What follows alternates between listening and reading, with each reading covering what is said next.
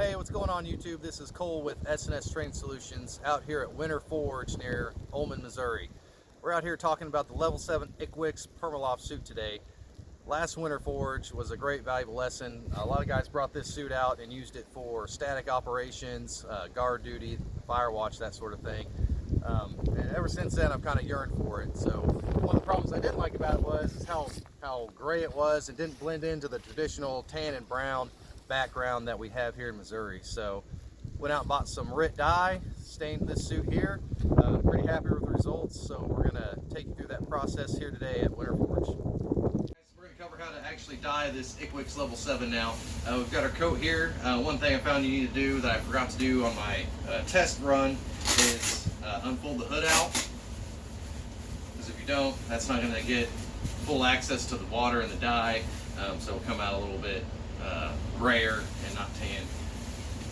I go ahead and zip up your coat. It'll still reach the inside of that. And we've got just a regular tote from Walmart, your big box retailer of choice. And then you've got your pants here. We're just going to throw it all in one. The manufacturer's recommendations say to get the article wet before you start the dyeing process. And what we'll do is we'll just fill up this tote with hot water,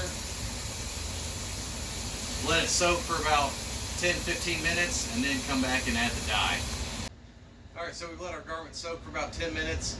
We're going to go ahead and add in our RIT Proline powder. We pre-measured out 8 scoops. It's about 2 scoops per 1 pound of fabric here, and we got about 4 pounds. So we're just going to lift it up, pour it right in. The manufacturer says to have it pre-mixed in, but I had good success without doing that. And from this point,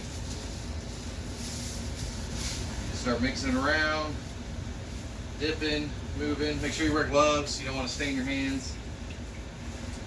Just keep agitating for at least 30 minutes.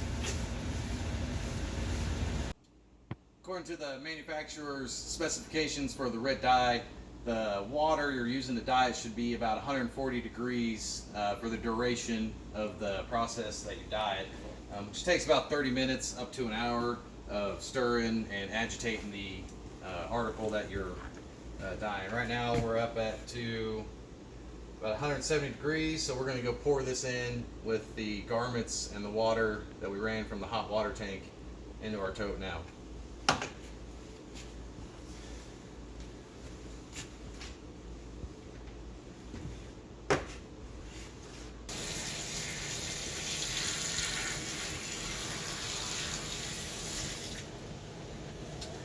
Alright, it's really hot water. Be careful, don't burn yourself. Alright, we're done with our mixing and agitation phase. We did a cold wash through our washing machine here. Next step is to do a warm, gentle cycle with a medium detergent, or excuse me, a mild detergent. We couldn't find any here at the CMTC now, so we're just going to put a little bit of dish soap in there. It'll work just fine. Won't do too much. And put it on a warm, gentle cycle. And we'll check in later. All right, and here we have the result of the dye process the next day during the Fieldcraft event.